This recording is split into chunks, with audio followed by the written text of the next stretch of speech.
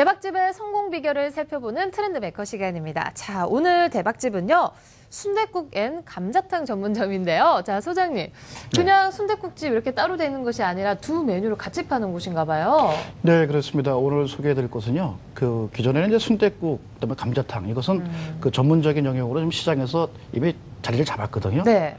그런데 이제 이게 두 사업의 특징이 그 순댓국은 이제 이 오전과 그 중식 위주로 그 영업이 된다. 그리고 감자탕은 그 저녁, 회식 위주로 영업을 하고 있다.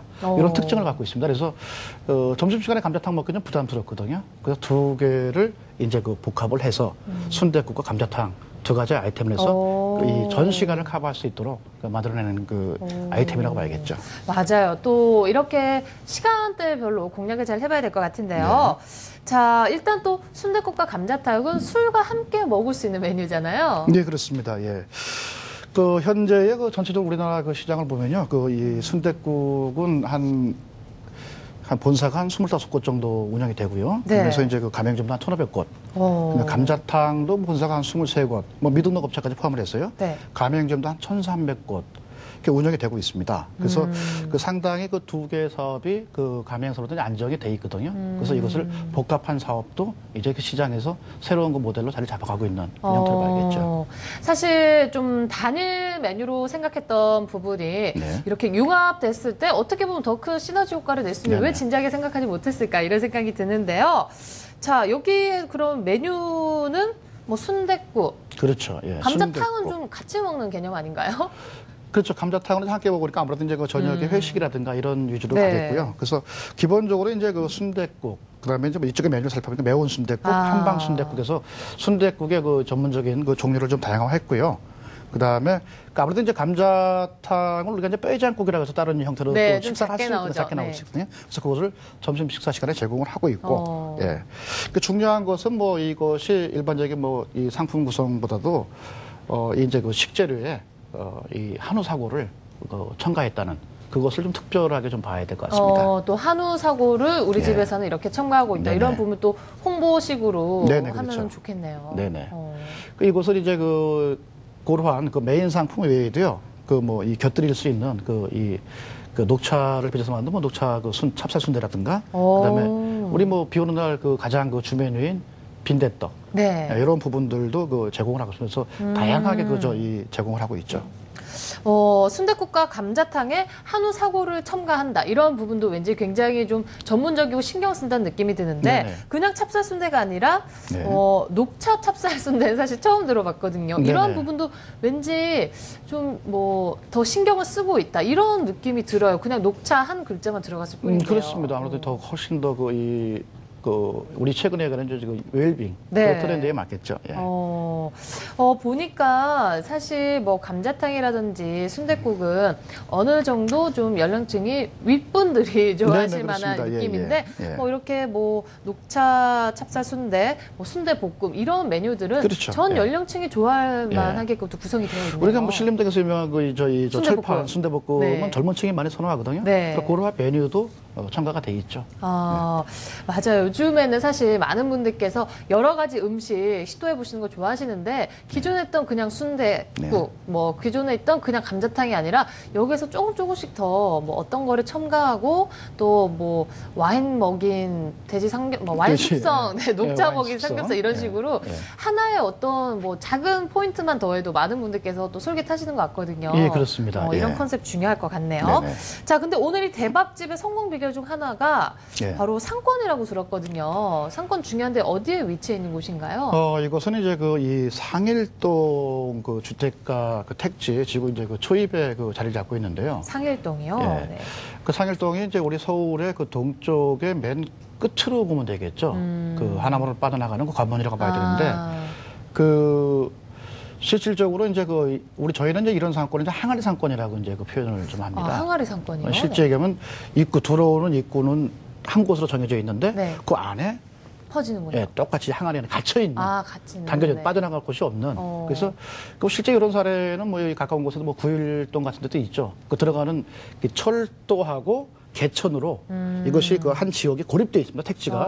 그런 경우에 들어오는 진출로 입구도 이제 한 곳이 돼서 그러면 그런 진출로 입구에 그 이 상가가 위치하게 되는데 그곳들이 상당히 그 독점적으로 운영하시는 그 장점을 갖게 되죠. 근데 이런 곳의 특징이 또 노점이 많이 그렇습니다. 예. 네. 항로상권들의 특징은 그 전반적인 그 이 상가가 그 안에 있는 택지 수요의 그 이 니즈를 다 반영하시는 상가가 없어요. 부족합니다. 그러다 보니까 일단 그 노점이 성행을 합니다. 그러니까 노점이 성행하는 곳은 노점이 있는 곳은 장사가 잘 되는 곳이라 그랬잖아요. 우리가 상권을 분석할 때. 그럼 고급스러운 컨셉은 맞지 않겠어요? 그렇죠. 네. 그 지역 그 주민 위주의 그 이 상당히 그 저희 대중적인 그런 그쵸. 컨셉들이 상당히 그 선호를 받고 있죠. 그럼 이 집은 딱 맞아 떨어지네요. 대중적인 네네. 아이템, 뭐 술 먹고 나서 해장으로도 좋고 또 가족들끼리 네네. 먹을 수 있고 회식하러 가기도 네네. 좋은 순댓국이랑 감자탕 역시 상권 분석을 잘 하고 들어가신 것 같아요. 예, 그렇습니다. 이 사장님께서 이제 과거에 그 건강원을 운영하시다가 사업을 한번 실패하는 경험이 있습니다. 전혀 다른 그렇죠. 업종이네요. 예. 네. 그래서 이제 그 사장님이 사실은 이제 그 큰 기대보다도 네. 하루에 한 30만 원 정도 판매해서 그냥 소일거리 하면서 그냥 생존을 위한 그런 걸로 처음에 창업을 시작했는데 지금 현재 일매출이 한 그 170만 원이 넘는 그러니까 뭐 상당한 기대했던 네, 이상이죠. 일 매출이 170만 원이 넘는. 예, 예. 네. 상당한 그 성공 사례를 이제 보여줍니다. 사실 이렇게 그 대박집 사장님들을 살펴보면은 꼭 몇 번 실패를 하시던지 이런 좌절 속에서 여러 가지 노하우를 또 터득을 하셨더라고요. 그렇죠. 예. 네, 그런 이런 것도 부분들도 중요하죠. 공부를 하면 예. 좋을 것 같아요. 네. 네. 자, 이 사장님께서도 뭐 전혀 다른 업종의 건강원을 네네. 운영하시다가 또 이렇게 감자탕과 순댓국을 또 잘 운영하셔서 또 대박집 사장님 됐다고 하시네요. 네. 자, 지금 또 운영하시는 분들 또 창업 준비하시는 분들도 분명 희망의 메시지가 될 것 같거든요. 네. 자, 일단은 이런 메뉴와 딱 맞는 상권 입지를 탁월하게 잘 선택을 하신 것 같아요. 그렇습니다. 네. 예. 일단 그것이 또 상권이 잘 맞아 떨어졌다 이렇게 보면 될 것 같은데 또 다른 뭐 성공 요인 있나요? 일단은 가장 중요한 게요. 이 사장님이 입지와 네. 그 업종을 선택을 할 때에 사실 지도를 잘 받은 거죠. 그 새로 이제 사업을 실패하고요. 실제 현재 이 순댓국과 감자탕 요거 사업을 이 운영해주고 있는 본사 최강균 대표가 우리 중기청에서 이제 시행하고 있는 자영업 컨설턴트거든요. 그래서 그분 스스로가 자신도 이제 많은 외식 사업을 운영한 경험을 가지고 이제 지도를 하게 됐었죠. 지난 우리가 한 8년 됐죠. 그러면서 그때 이제 이 시청에서 만나게 되면서 이러한 어떤 업태에 대한 것이 또 연구가 되고 또 시도가 됐습니다. 그래서 실제는 최강균 대표도 과거에는 이제 전수청업이라 그러죠. 네네. 레시피만 알려주고 가서 이제 그 지도를 해주는 네네. 거에서 끝나는.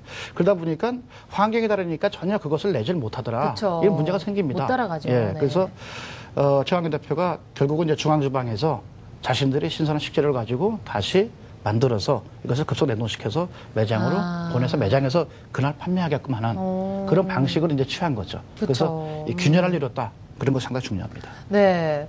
일단은 프랜차이즈든 뭐 전수 창업이든 가장 중요한 것은 처음에 시작한 그 맛과 똑같이 내는 것이 관건인데 그렇죠. 이름은 뭐 같거나 네네. 아니면 어떤 곳에서 똑같이 전수받아도 맛이 너무 다른 곳이 많거든요. 그렇습니다. 예. 이러한 부분은 본인의 얼굴을 생각하고 본인의 브랜드를 생각해서라도 균일화를 어떻게 하냐에 좀 더 중점을 둬야 될 것 같아요. 네, 그렇습니다. 자, 근데 어쨌든 간에 이분 처음부터 대박은 아니었고 네. 실패로 교훈 삼아서 그렇죠. 이렇게 됐는데 자, 성공을 위해서는 맛을 보장하는 이런 완제품을 잘 공급하는 것이 좋을 것 같고요. 꼭 네네. 프랜차이즈가 아니더라도 떡볶이집도 네. 항상 똑같은 맛이어야지 어떤 날은 싱겁고 어떤 날은 뭐 너무 질퍽하고 이러면 사실 안 가게 되죠. 이런 부분 그렇죠. 굉장히 중요할 것 예. 같네요. 자, 그리고 중앙주방에서 네. 가장 좋은 재료로 네네. 뭐 조리장이 요리를 한다. 이런 부분도 또 홍보에도 많이 쓸 것 같아요. 네, 그렇습니다. 이제 아무래도 이제 이 단독 개인이 운영하는 매장도 장점이 있습니다. 그죠? 그런데 우리가 항상 이제 조리라는 이 과정을 겪게 되면은 조리 환경에 따라서 내가 한 3개월간 열심히 전수를 받아왔지만은 네. 나의 이 조리장의 환경이 달라서 똑같은 맛을 못 내는 구현하지 못하는 경우가 생기거든요. 그래서 그럴 바에는 차라리 이 중앙주방에서 본사에서 최대한 이 매장에서 할 수 있는 부분을 최소로 해서 공급해주는 방식도 하나의 방법이 되겠다 이렇게 보여집니다. 네, 요즘에 이렇게 프랜차이즈 선택을 하실 때 얼마만큼 이 중앙 키친 그렇죠. 예. 주방에서 우리한테 또 전달해 줄 수 있는 시스템이 얼마만큼 잘 되는지를 잘 살펴보셔야 되거든요. 예. 어느 정도 뭐 반조리 되는 형태가 그렇죠. 있고 예. 또 물류를 또 잘 공급해 준 것도 하나의 그렇습니다. 관건이 예. 되는 거잖아요. 네. 그렇기 때문에 참 본사 선택하실 때 정말 여러 가지 이런 히스토리라든지 기존에 지금 운영하는 곳에 가보셔서 이런 주방 시스템을 잘 살펴보셔야 될 것 같아요. 그렇습니다. 예. 네. 자, 오늘 또 이렇게 순댓국과 감자탕을 같이 겸해서 파는 곳의 성공 비결을 살펴봤는데요. 어떤 분식집은 떡볶이나 이런 분식을 하다가 어울릴 것 같지 않은 화덕 피자를 했는데 그렇습니다. 또 대박이 났대요. 네, 이런 그럴 수도 식으로 있습니다. 아이템이 어떻게 보면 참 무궁무진하고 뭐 앞선 시간에서는 약을 파는 곳에서 이제 뭐 염색약이라든지 뭐 여러 가지 또 여성들이 또 그렇죠. 편리하게 이용할 수 관련 있는 상품들. 그렇죠. 어울릴 것 같지 않은데 예. 또 이렇게 융합이 잘 돼서 대박이 나더라고요. 그렇죠. 자, 이것들은 다들 그 현대인들이 워낙 바쁘기 때문에 한꺼번에 해결하고 싶은 이런 심리에서 나타나는 것 같아요. 이러한 또 현대 감각적인 부분들을 또 잘 겸해 보시면 또 좋은 아이템을 또 만들어 줄 수 있을 것 같습니다. 네. 자, 이 시간까지 고경진 소장과 함께 했습니다. 오늘 말씀 고맙습니다. 예. 네, 오아시스 준비한 내용은 여기까지입니다. 내일 아침 9시에 다시 찾아뵐게요. 고맙습니다.